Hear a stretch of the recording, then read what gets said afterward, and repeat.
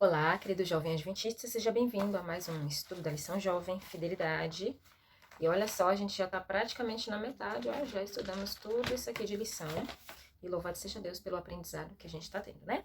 Quinta-feira, 9 de fevereiro, e o tema de hoje é exercício de fé. E aqui você vai ver a lição falando sobre a atitude que Jacó teve de ser fiel a Deus quando ele não tinha nada. Porque se você bem lembra, porque você está estudando a lição e também porque você está estudando o Espírito de Profecia, que eu estou deixando aqui o link do capítulo 12, 12 não, capítulo 17. O capítulo aí que fala sobre a fuga e exílio de Jacó, do livro Patriarcas e Profetas, ele está bem aqui na minha frente. Se você está estudando esse livro, você sabe que quando Jacó ele saiu, né, jurado de morte, eu coloquei entre aspas, mas na verdade ele estava jurado de morte mesmo, porque Esaú queria acabar com ele. Ele saiu sem nada. Você também sabe que ele teve aquele sonho, ele usou uma pedra como travesseiro e ele não tinha nada. Ele tinha simplesmente um cajado nas mãos. Para dizer que ele não tinha nada, ele tinha um cajado nas mãos. E você percebe que Jacó ele faz um voto a Deus baseado na fé, baseado naquilo que ele não tinha, que ele não via, que ele não sabia. Porque, observa, a palavra vai dizer que ele diz assim, de tudo, se o Senhor for comigo e me abençoar, tananã, tananã, essa pedra que eu coloquei aqui vai ser coluna para o templo do Senhor, e de tudo quanto me deres eu te devolverei o dízimo. Ou seja, ele não tinha nada, mas ele tinha fé de que o Deus que se revelou a ele naquele sonho iria prover todas as necessidades dele. Porque Deus ele provê as nossas necessidades. Ele não nos dá aquilo que a gente quer, ele nos dá aquilo que a gente precisa. E a lição diz assim, ó: ninguém fará um voto sobre o dízimo, a menos que, pela fé, descanse na plena certeza de que Deus vai prover as suas necessidades. Então, antes de ter um conto no bolso, antes de ter ovelha, antes de ter tudo que ele tinha, porque você vê que Gênesis depois vai mostrar que ele volta para casa, né, para a terra dos seus pais, rico, extremamente rico. Então, sem ter nada, ele fez um voto solene de fidelidade ao Senhor. Ou seja, a nossa fidelidade a Deus no tocante a dízimos e ofertas, ela não precisa ser baseada naquilo que a gente tem em mãos, que às vezes a gente não tem nada. Mas a fé, como diz Hebreus, é a certeza daquilo que a gente não consegue enxergar, mas a gente sabe que pode acontecer, porque nós cremos em um Deus que é dono de todas as coisas e que pode nos dar o emprego que a gente precisa, que pode nos dar os recursos que a gente precisa, que pode nos prover sabedoria para conseguir uma habilidade, aprender alguma coisa em uma nova renda. O Senhor é o dono de todas as coisas. Então, a lição vai dizer que Jacó se tornou dizimista antes de ter posses.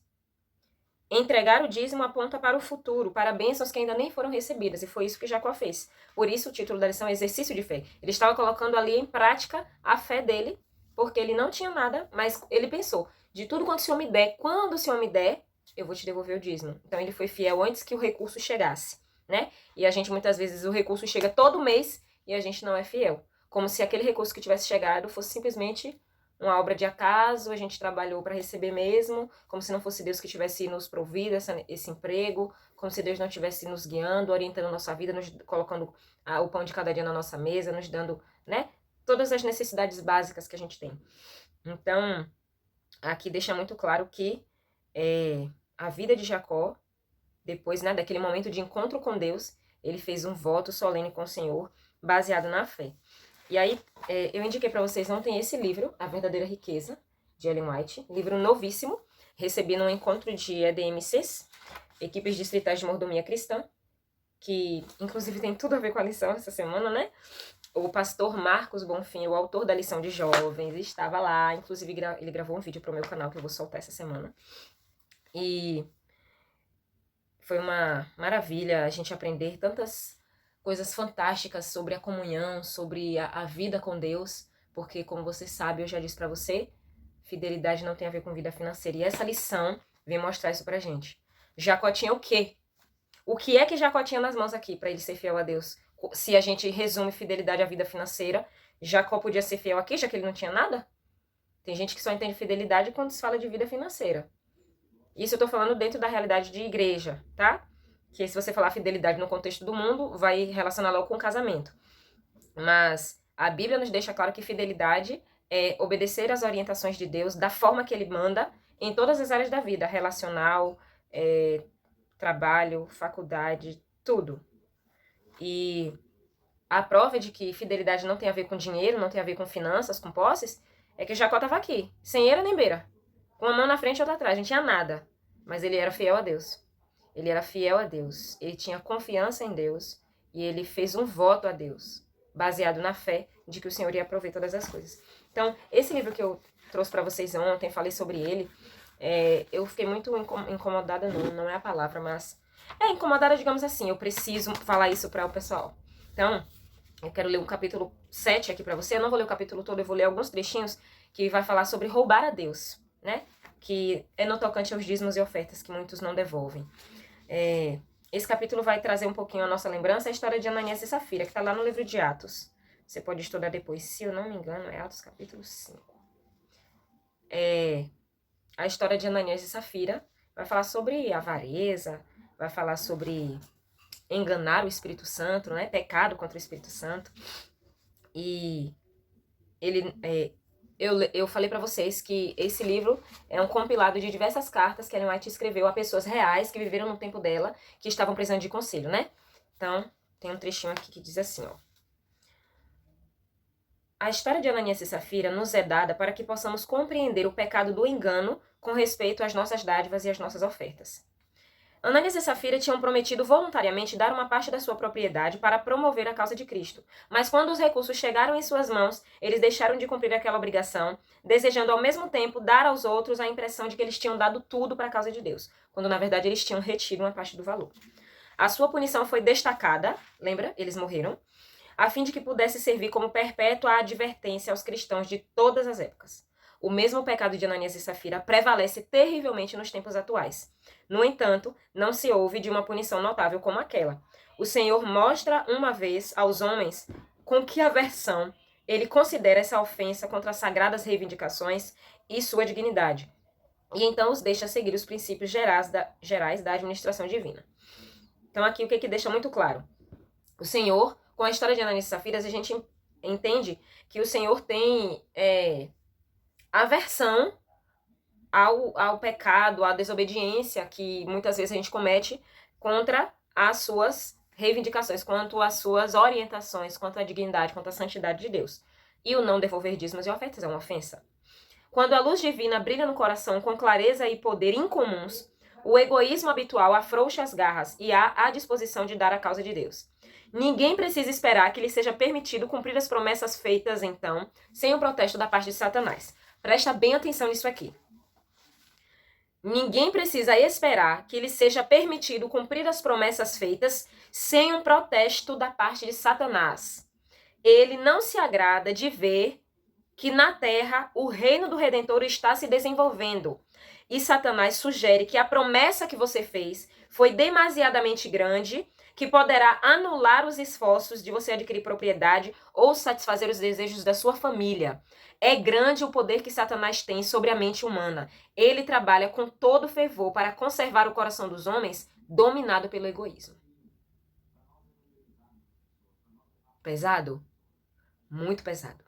E eu vou ler mais uma vez, para você entender que Satanás tem poder e que se você está sendo infiel com relação a dízimos e ofertas, se eu estou sendo infiel com relação a dízimos e ofertas, Satanás está tendo poder sobre a nossa mente. Satanás não se agrada de ver desenvolvido na terra o reino de Deus. E ele sugere que a promessa que você fez de que iria devolver os dízimos e ofertas é muito grande. E que se você faz essa promessa, você anula os seus esforços de adquirir propriedade ou de satisfazer os desejos da sua família. Ah, que nada, esse negócio de ficar devolvendo dízimo e oferta, eu vou passear com minha família, eu vou comprar isso aqui para os meus filhos, eu vou fazer isso aqui para mim. É grande o poder que Satanás tem sobre a mente humana, e ele trabalha com todo fervor para conservar o coração dos homens dominado pelo egoísmo. Você consegue entender que a palavra conservar aqui é uma palavra que dá todo o sentido a essa frase? Por que Satanás trabalha para conservar o coração dos homens? O que é conservar? Você só conserva algo que já está feito, certo? Então, quando eu digo assim, Ellen White diz que Satanás está trabalhando para conservar o coração dos homens no egoísmo, significa que o coração já está no egoísmo. O coração já é egoísta e ele quer conservar, ou seja, ele quer que esse coração permaneça no egoísmo. Ele não se agrada quando o coração é transformado de um coração egoísta para um coração pronto a compartilhar, a doar, a repartir. Satanás não se agrada, então ele quer que o nosso coração seja egoísta. E esse coração egoísta já é de nossa natureza. E Satanás ele quer conservar isso. Ele não quer que nosso coração seja transformado. Ele quer que o nosso coração seja conservado no pecado. E olha o que ela diz. Foi-me mostrado que muitos do nosso povo roubam ao Senhor em dízimos e ofertas. E em resultado disso, a obra do Senhor é grandemente desfavorecida. A maldição de Deus repousará sobre os que vivem das bênçãos dele, fecham o coração e nada ou quase nada fazem para promover a causa de Deus. Irmãos e irmãs, como pode o beneficente Pai continuar a considerá-los como mordomos, fornecendo-lhes recursos que deveriam ser empregados em seu favor, se vocês agarram a tudo reclamando de forma egoísta que tudo lhes pertence? Foi mostrado a Ellen White que muitos do nosso povo roubam ao Senhor em dízimos e ofertas e a maldição de Deus acompanha as pessoas que vivem das bênçãos dele e não abrem o coração para promover a causa de Deus através dos dízimos, através das ofertas. Gente, isso é muito sério. É muito sério. A maldição de Deus repousa sobre nós. Se nós somos pessoas que vivemos das bênçãos de Deus, recebemos as bênçãos dele, temos trabalho, temos moradia, temos comida, temos proteção. A gente vive das bênçãos que Deus nos dá. E mesmo assim a gente fecha o coração para promover a causa de Deus através dos dízimos e das ofertas. Isso é pesado, gente. Isso é triste. A maldição de Deus nos acompanha, Satanás com poder sobre a nossa mente. Vamos desenvolver uma mentalidade bíblica, uma mentalidade cristã sobre o dinheiro.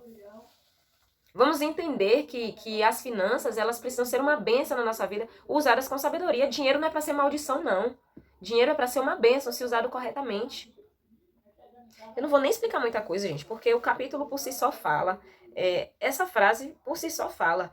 Satanás trabalha com todo fervor para conservar o teu coração dominado pelo egoísmo. O meu coração dominado pelo egoísmo. Misericórdia. Vamos pedir ao Espírito Santo que nos dê um coração disposto a compartilhar, um coração disposto a repartir e um coração disposto a adorar. Porque entregar dízimos e ofertas não é sustentar ninguém, não. É adoração. Lembra que eu falei ontem que a finalidade principal da devolução de dízimos, do sistema de dízimos e ofertas, é moldar o nosso caráter e nos fazer dependentes de Deus e compreender que Ele é a fonte de tudo que a gente tem.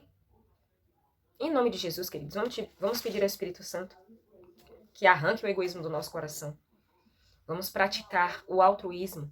Vamos servir a obra de Deus, a causa de Deus, entregando os nossos dízimos e ofertas na casa do tesouro, orando em todo o tempo para que haja mantimento da obra de Deus, da causa de Deus. Em nome de Jesus, vamos orar para que o nosso coração seja preenchido pelo Espírito Santo, de modo que o egoísmo não encontre espaço para habitar. Tá bom? Amanhã é sexta-feira. Não tem vídeo aqui no canal, porque você vai fazer o seu resumo geral da semana todinha. Eu vou deixar no Instagram os links, lá no Story, os links amanhã, tá bom? Os links dos resumos oficiais, bonitinhos, para vocês estudarem. E sábado é dia de estudar na classe de Escola Sabatina, vai ser uma benção, tá bom? Deus abençoe vocês. Não esqueça, esse livro é maravilhoso. Estuda a tua Bíblia, estuda o Espírito de Profecia. E vamos nos aprofundar cada vez mais nesse assunto para que a gente possa compartilhar com as outras pessoas e dizer para elas que fidelidade tem a ver com todas as áreas da nossa vida. O nosso tempo, a forma que a gente usa o templo que é o nosso corpo, a forma que a gente cuida do nosso corpo, os tesouros, que são as nossas finanças, e os talentos, que são os dons que Deus nos deu para fazer a obra dele avançar, para nos desenvolvermos, para termos ministérios, desenvolver na igreja uma atividade, às vezes até fora da igreja mesmo, mas tudo pertence a Deus, tá bom, queridos? Deus abençoe vocês e até o próximo vídeo no domingo. Vamos ver aqui, domingo a gente vai começar a estudar sobre a vida de... Deixa eu ver aqui, calma. Acás. Olha só, eu gosto dessa história. A gente vai estudar segundo livro de Crônicas 28, e a gente vai estudar um pouquinho sobre Acás, o que a gente pode aprender com a história dele, tá bom? Deus abençoe você e até o próximo vídeo. Não esqueça de compartilhar com a sua classe. Tchau!